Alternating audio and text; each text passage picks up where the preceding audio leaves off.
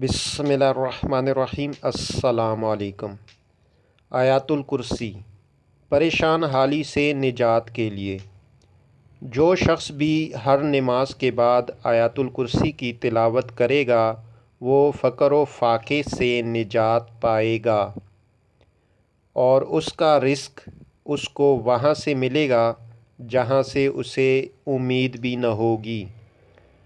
اور جو صبح سویرے اپنے گھر سے نکلتے ہوئے آیات الکرسی کو پڑھ لے گا وہ تنگ دستی سے امان میں رہے گا۔